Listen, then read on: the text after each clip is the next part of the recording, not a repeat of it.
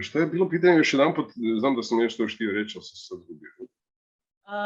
Možda ovaj dio na što trebamo pozornost. Da. Znači, najvažnije je to. A da bi to uopće mogli procijeniti, morate znati kako ljudski mozak misli. I sad tu imam ja nekakvih opaskica na ovaj vaš strip. Ovoga sam se nešto zapisivao.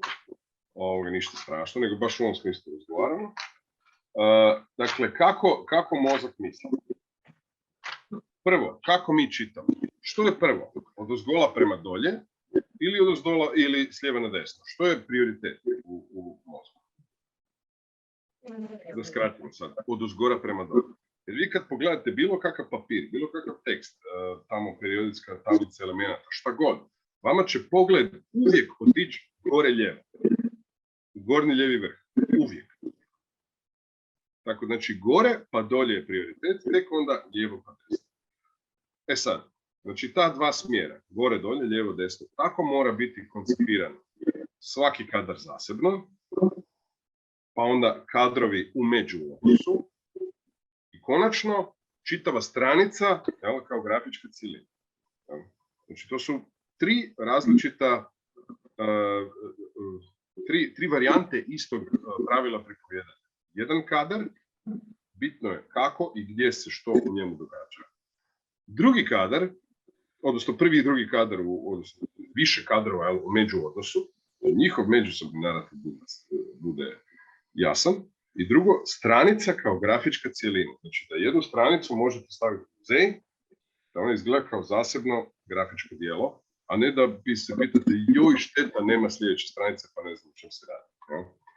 Znači narativno-likovna ta funkcija stripa mora biti ispoštovana. Druga stvar, veličina kadra nikad nije slučajna.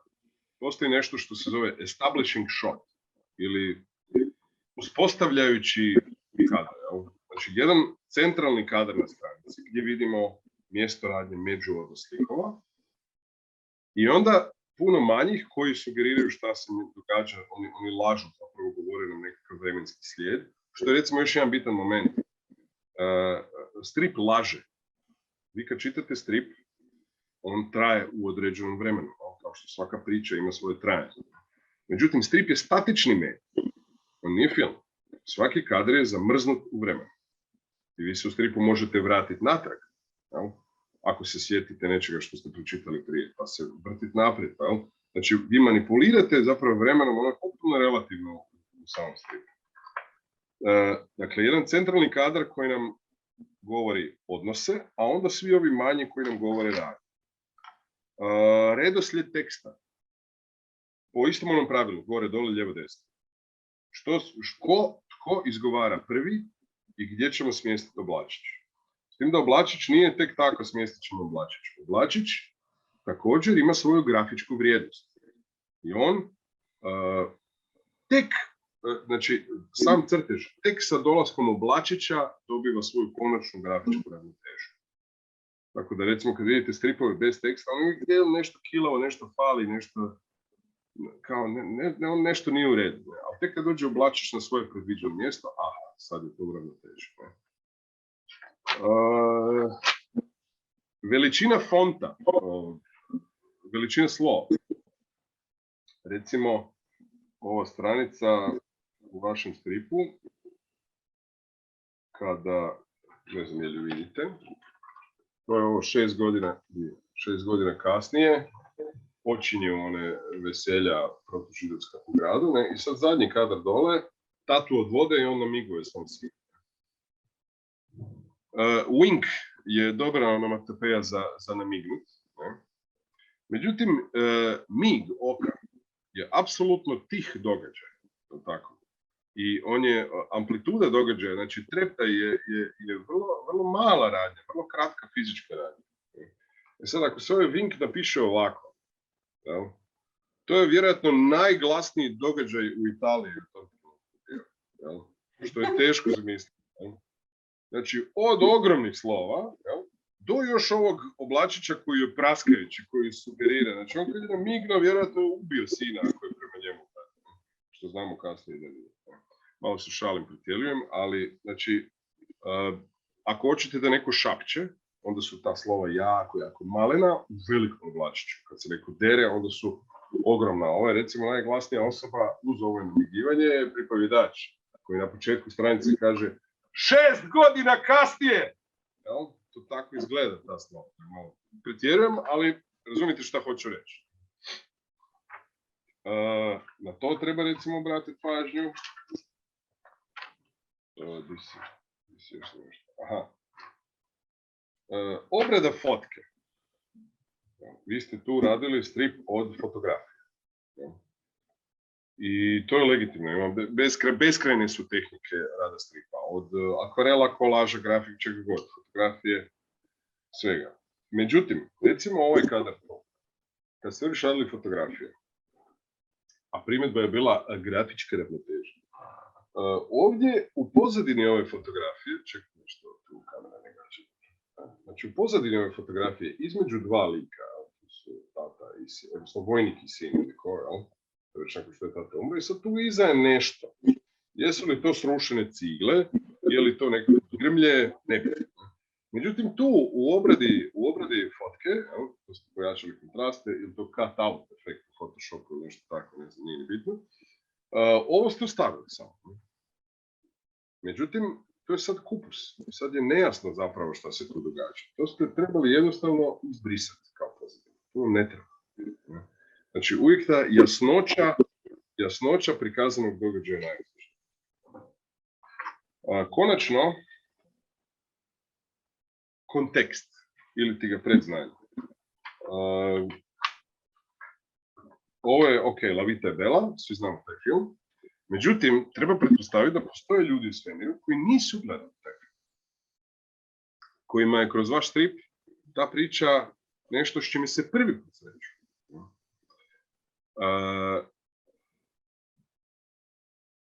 Priča mora biti jasna na prvo.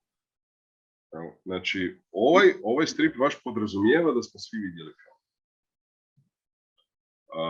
Da nismo, ne bi bilo jasno što se radi. Znači, trebali ste si nekim odrediti uvijek drugim riječima, ali to se često dešava, nemojte to shvatiti kao nešto sad jako dramatično, to se često dešava i profesionalcima. Ja pišem priču i u mojoj glavi meni je jasno. Jer je priča moja, meni je jasno o čem se radi. I onda dam svojoj ženi i onda me ona počne vrijeđati. Jer joj ništa nije jasno. I naravno da joj nije jasno, jer nije priča nje. Znači, ili tekstom, ili pričom, ili slikom najbolje u kombinaciji, svakome na prvu mora biti jasno o čemu se radi, bez da je ikad čuo za Roberto Benignia i šta vezano za tu temu, ili bilo što drugo. Sad konkretno kažem njega jer je to vaš projekt. Jesam se opet pogubio? Ne, sve ok. Evo, možda onako ukratko, jel imate potrebu još dodatno komentirati naš strip ili ste onako pokrili dio sad ovim sad komentarima? Pa sve ovo što sam rekao su zapravo finese. Veličina teksta, odabir okvira za tekst, grafička ravnoteža. To je sasvim legitimno, sasvim u redu strip. Ali to su sad ako već pričamo, onda pričamo o finese. Tako da, inače, sve cool, sve pet. Kakav je odnos mladih prema stripu danas i što se promijenilo? Pa to ti je vječna tema. Ja otkad znam za sebe, svi kukaju kako danas mladi strip. Ali zapravo nekako mislim, ja sam dovoljno star da se mogu usuditi reći da to primjećujem. Mislim da je uvijek priča, odnosno odnos u postocima isti. Imaš određeni postotak ljudi koji gledaju televizor, određeni postotak koji idu u kino, određeni postotak koji idu u kazalište, određeni postotak koji čita knjige, koji igra igrice, koji čita stripove. Nažalost, stripovi su dosta izgubili svoje publike pojavom video igrica, jer su jednostavno video igrice brže, angažiranije. Strip treba sjesti u miru čitati kao i knjigu. Međutim se na neki način strip prilagodio. U smislu prestao se natjecati sa videoigricama, nego je, kažem ono što sam rekao na početku, u smislu onog razvoja pismenosti. Ne? Postao je medij za sebe, u potpunosti se profilirao kao taj vizualno narativni jedan segment, gdje je on nešto između knjige i filma, radija čak, jel? Tako da je zadržao tu svoju nišu nekakve publike, pa tako i mladih. Znači, to je stvar na koncu, ne možeš ti nikog prisiliti. Ja imam kćer koja sad ima 10 godina i ja vidim šta su njeni afiniteti. Mogu ja nju motivirati, ne znam, čime god hoću, ali ako ona sama neće uzeti nešto, neće to uzeti. To jednostavno ne privlači. Ja sam ju naravno izložio i knjigama i stripovima, sve se nadajući da ću imati sugovornika za strip. Međutim, ne, ona ima jedan strip koji joj je drag. To možda ste se susreli s njim u školama, zove se Mala Tiki, o jednoj maloj vještici koja onako radi nekakve gluposti i marfetluke okolo. I nju samo taj strip zanima. I pročitala ga je valjda 30 puta sad. Borovnica 0 bodova, Gluhe laste 0 bodova. A sve sam mislio, to su sad po godinama su nekakve stvari koje će zanimati. Ne, Mala Tiki i gotovo. I onda se to upućuje zapravo na i tipove strip publike. Postoje ljudi koji čitaju sve, njih je jako malo. Svi ostali čitaju samo ono što vole čitati. Znači, ljudi koji čitaju Zagora, ne čitaju stripove, oni čitaju Zagore. I točka. Asterix, točka. Nemam pojma. Spider-Man, samo Spider-Man. Svi su strogo zapravo fokusirani na nešto što njima iz nekog razloga paše. Ove publike o kojoj mi svi kukamo uvijek kako je nema dovoljno, koja čita sve i razumije sve i shvaća tvoj crtački trud šta si ti htio u kom trenutku, te publike ima zapravo jako malo. Ali to je uvijek tako, već mogu reći slobodno, kroz desetljeća, uvijek je isti taj nekakav uvijek. Hvala i još Lucija. Ovako, cenzura u stripu. Jesu li svi stripovi za mlade, nego cenzura prvi malo začinjenih scena? Čuo sam cenzura u stripu, ali dalje nisam čuo. Jesu li svi stripovi za mlade? Cenzura u stripu. Aha, I jesu li svi stripovi u biti za mlade? Ne, pogotovo ne važno. Sad, možda je to sa odrastanjem te generacije zlatnog doba stripa. Uglavnom ima svega. Naravno, cenzura u stripu je najprisutnija u ovim najkomercijalnijim stripovima kao što su Marvelovi, DC-evi, ovi Batmani, Superman, Spider-Man. Tu je cenzura najjača. Dakle, ali to jesu stripovi koji gađaju određenu dobu. Znači, Spider-Man je publika od 5 do, recimo 20, 25. Dalje, nakon toga već počinje padati njegova publika. I svi ostali tako ti junaci, klasični su takvi. Cenzura tu, iz nekog razloga koji meni ne shvatljiv. Golotinja ne dolazi u obzir. Kakva god. Ni naznačena, nema šanse. Ali krvi može biti do koljena. Sad, ta cenzura mi nikad nije bila jasna, ali eto tako.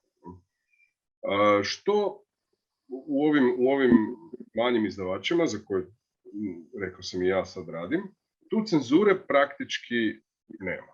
Od golotinje do krvi, do čega god. Politike, čega god. Ovisi o tome, naravno, kako je projekt koncipiran. Za svaku situaciju, naravno, potrebna je konzultacija sa uredništvom, jer niko ne voli ono iživljavanje rada. Ja sam radio, evo sad ću izazvati vaš sveopći kikot. Radio sam nedavno jedan strip koji se zove Casual Fling, usputna afera, koji je erotski thriller.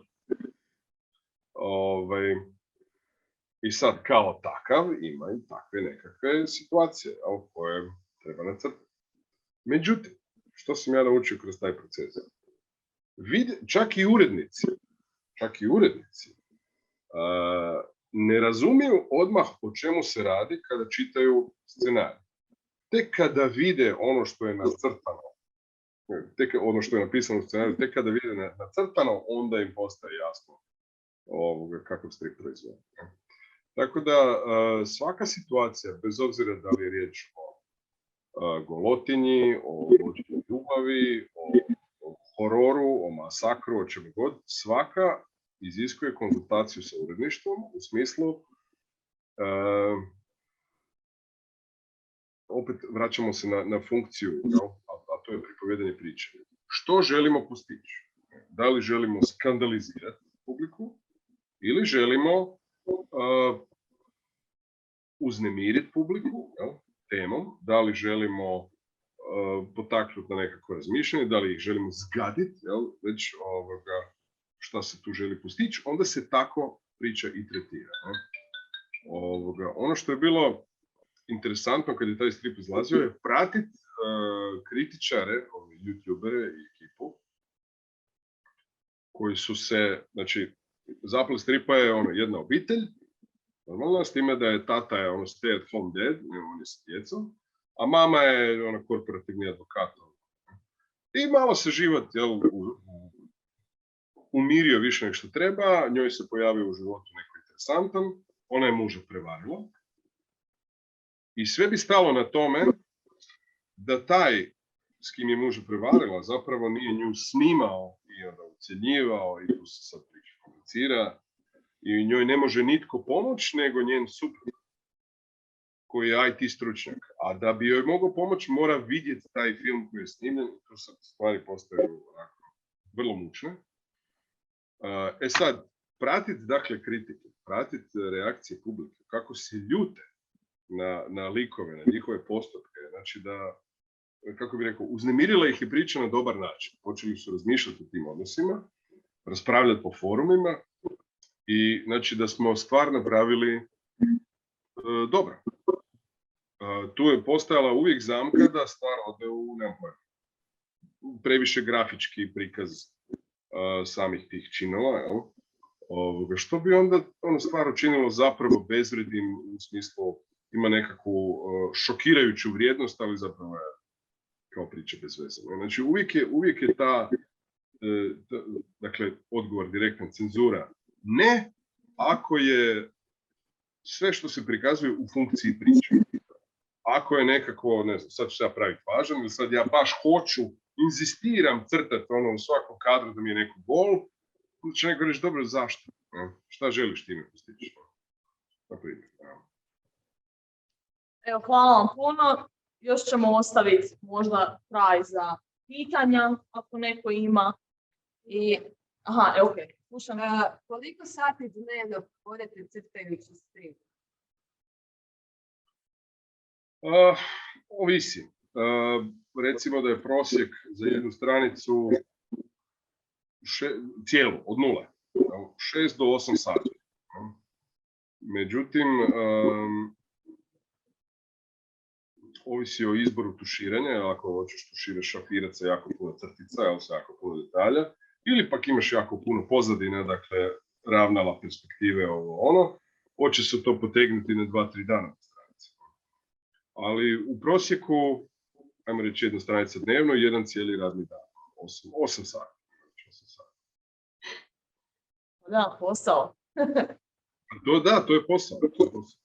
Ja sam imao jednu jedinu situaciju, koja je onako, ali to je recimo kad su urednici, kako bi rekao, ljudi vani znaju lijepo prijetiti.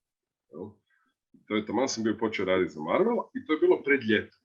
Ja sam dobio projekt, bio sam negdje na pola epizode, ja sam poslao mail kao da idem sad na more sa djecom i bit ću neka 3 tjedna, tako da malo ću usporiti. Radit ću, ali ću svakako usporiti. Znaš što sam dobio jedan krasan mail, oni su rekli, gledaj, nema problema, sve da pače, obitelj je najvažnija, idi na more, zdravo, D vitamin, sunce, super. Znaš kad je rok. Drugim riječima, radi ti šta hoćeš, ali ako rok ne bude ispunjen, sorry. Ili kad ti kažu, ili ti možda treba pomoć. Drugim riječima, hoćeš da damo projekt nekog drugog. To su tako jedan zgodan način da se ljubazno priprijeti ljepim crtačima. Eto, hvala vam jako puno puno na susretu, što ste izdvojili vremena za nas. I evo, pozdravljamo vas svi puno iz škole, iz 8. razreda. Eto, hvala. Hvala, nadam se da se vidimo na nekoj od radionica na Omanovcu. Ja sam tamo jako često, pa ako bude prilike, čujemo se i vidimo se.